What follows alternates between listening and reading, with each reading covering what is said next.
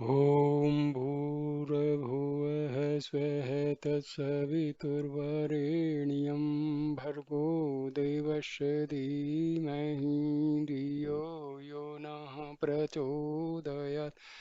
ओम शांति शांति शांति। नमस्ते मेरे प्रिय दोस्तों। उपनिषदों की कथा और कहानियों की श्रृंखला में मैं आपको एक बहुत ही सुंदर और शिक्षाप्रद कथा सुना रहा हूँ जिसका शीर्षक है उपासना।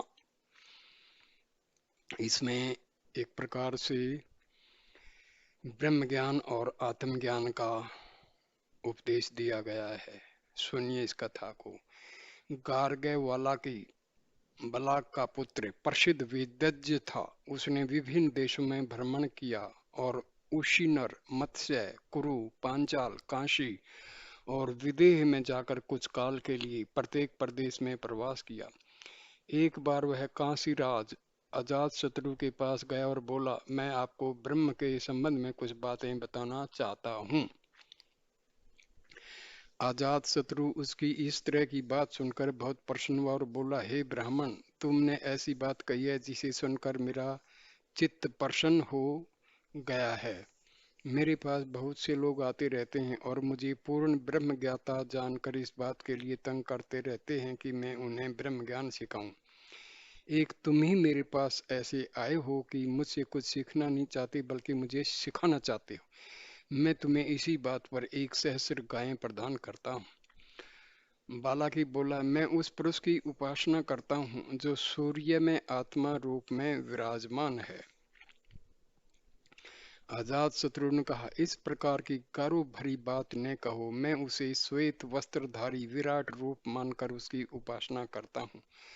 वह सबसे श्रेष्ठ और सब प्राणियों का सिर है। जो उसकी उपासना इस रूप में करता है वह सबसे श्रेष्ठ और प्राणियों का शीर्ष बन जाता है। बालाकी बोला, मैं उस पुरुष की उपासना करता हूँ जो चंद्रमा में आत्मा रूप में विराजमान है। अजात शत्रु ने कहा, इस प्रकार की गर्व भरी बातें न कहो।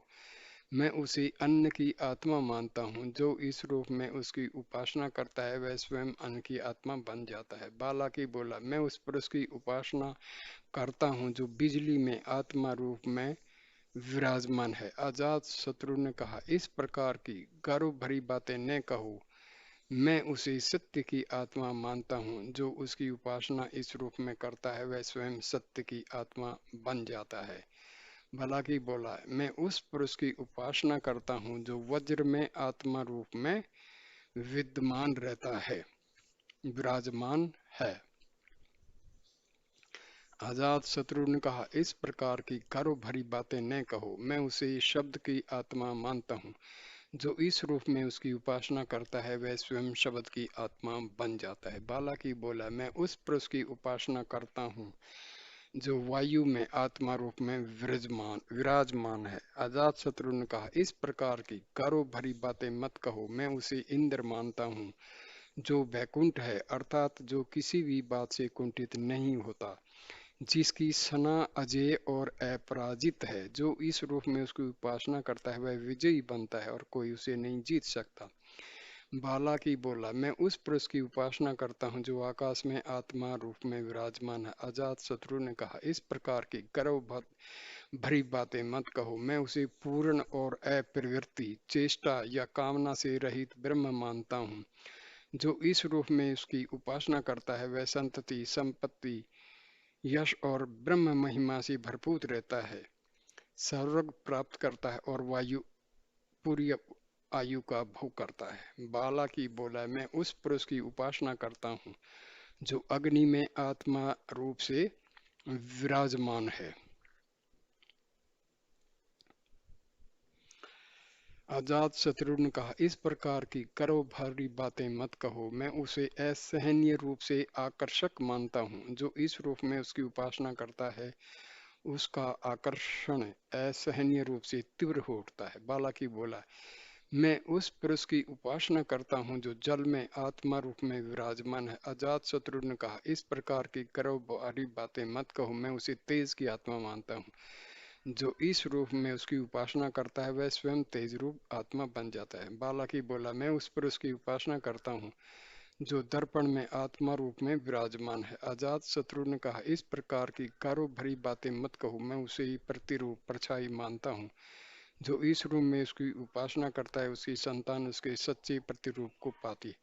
बालाकी बोला, मैं उस पुरुष की उपासना करता हूँ जो छाया में आत्मा रूप में विराजमान है। अजात शत्रु का, इस प्रकार की गर्व भरी बातें मत कहो, मैं उसी पुरुष का द्वितीय रूप और कभी अलग न होने वाला सहचर मानता हूँ। जो इस रूप में उसकी उपासना करता है, वह अपने द्वितीय रूप पत्नी द्वारा संतान प्राप्त करता है और स्वयं संतान द्वारा द्वितीय बन जाता है। बालाकी बोला, मैं उस पुरुष की उपासना करता हूँ जो प्रतिध्वनि में आत्मा रूप में विराजमान है। अजात शत्रु बोला, इस प्रकार की करो भरी बातें मत कहो, मैं उसे जीवन मानता हूँ। जो इस रूप में उपासना करता है, वह अपने नियत समय से पहले जड़ता को प्राप्त नहीं होता। बालाकी बोला, मैं उसकी उपासना करता हूँ जो शब्द में आत्मा रूप में विराजमान है। अजात शत्रु ने कहा, इस प्रकार की करो भरी बातें मत कहो, मैं उसे मृत्यु मानता हूँ। जो इस रूप में उसकी उपासना करता है, वह अपने नियत समय से पहले नहीं मरता। बालाकी बोला, मैं उस सुप्त सोए हुए पुरुष की उपासना करता हूँ जो स्वप्न में विचरता रहता है। अजात शत्रु ने कहा, इस प्रकार की करो भरी बातें मत कहो, मैं उसे यमराज मानता हूँ। जो इस रूप में उसकी उपासना करता है, वह इस संपूर्ण जगत को अपने उपयोग के लिए अपने वश में रखने में समर्थ होता है। बालाकी बोला, मैं उस पुरुष की उपासना करता हूँ जो शरीर में आत्मा रूप से विराजमान है।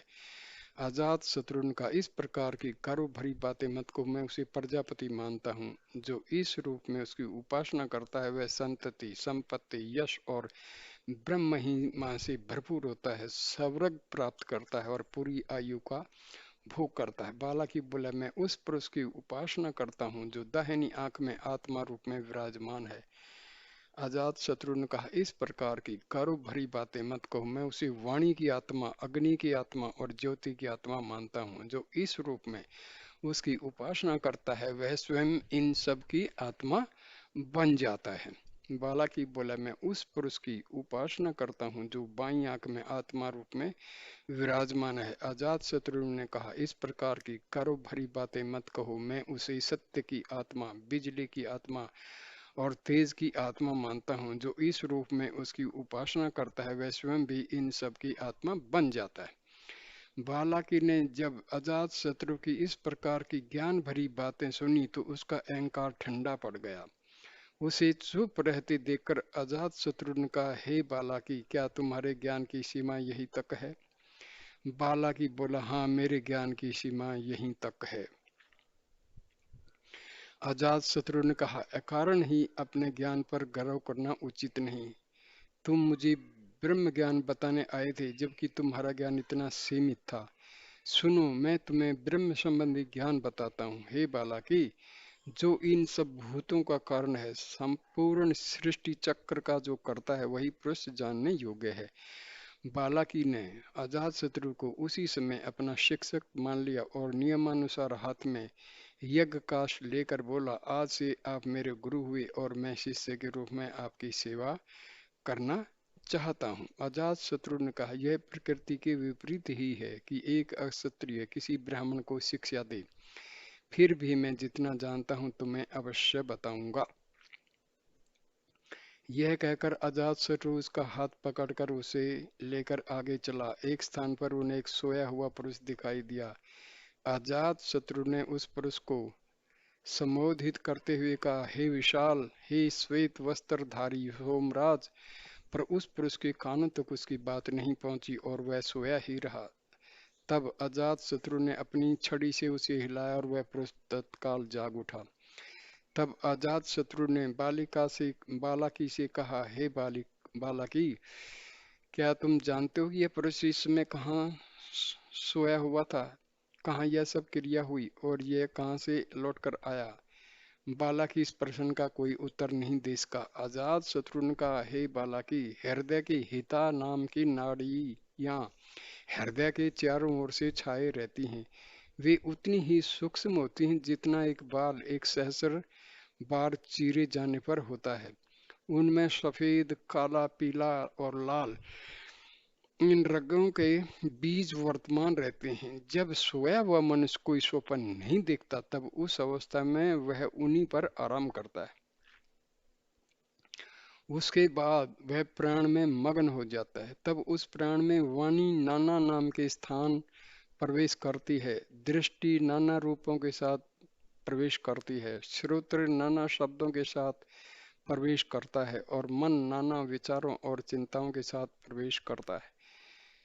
जब वह जागता है तो जिस प्रकार प्रज्वलित अग्नि से चारों ओर चिंगारियां छूटने लगती हैं, उसी प्रकार समस्त प्राण बिखर कर अपने अपने नियत स्थानों को चले जाते हैं। प्राणों से देवगुण चले जाते हैं और देवों से समस्त लोग चले जाते हैं। यही वास्तविक प्राण है और यही प्रज्ञा स्वाभाविक ज्ञान है। इस शरीर में और शरीर की आत्मा में प्रवेश करने के बाद वह नखों और बालों तक में संचारित हो जाता है। जिस प्रकार उस्त्रा पेटी में रखा जाता है और अग्नि अपने स्थान में दावाग्नि की तरह वन में निहित रहती है, उसी प्रकार यह आत्मा भी प्राण में निहित रहती है और इस शरीर में प्रवेश करके बालों और नाखूनों में संचारित होती रहती है। जो छोटी आत्माएं हैं वे इस वृहत और मूल आत्मा पर उसी प्रकार निर्भर रहती हैं जिस प्रकार सारा कुटुंब जीविका के लिए गृह के स्वामी पर निर्भर रहता है। जब तक इंद्र इस श्रेष्ठ आत्मा इस प्रजा से परिचित नहीं रहा तब तक असुर ने उसे पराजित किया, पर जब वह उसे जान गया तो वह समस्त देवों और प्राणियों में श्रेष्ठ बन गया और उसे सब राज्य और लोकों का आधिपत्य प्राप्त हो गया। जो व्यक्ति इंद्र की ही तरह समस्त पापों को नष्ट करने के बाद आत्मा के इस ज्ञान से परिचित हो जाता है, उसे भी स्वराज्य और समस्त लोगों का आधिपत्य प्राप्त हो जाता है। तो इस प्रकार कथा का समापन होता है।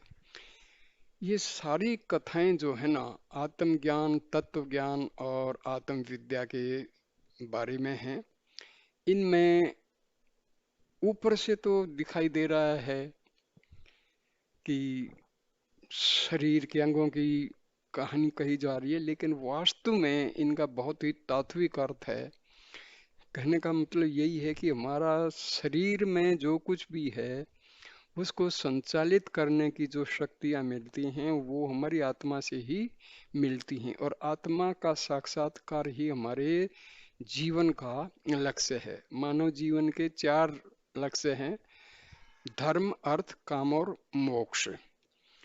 आज का जो मानव है उसने धर्म को, मतलब पहले हिस्सा धर्म और चौथा हिस्सा जो मोक्ष है उसको भुला दिया है। काम और जो है अर्थ में ही सारा जीवन बिता देते हैं। तो हमें चारों को समान रूप से लेकर चलना चाहिए।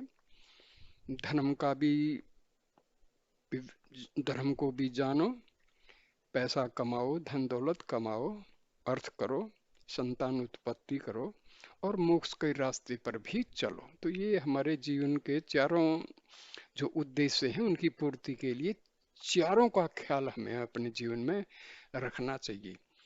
तो नमस्कार दोस्तों, थैंक यू फॉर पेशेंस। अब इस वीडियो को लाइक कीजिए, शेयर कीजिए, कमेंट कीजिए और चैनल को सब्सक्राइब कीजिए। Thank you my dear friend. नमस्कार नमस्कार नमस्कार नमस्कार नमस्कार।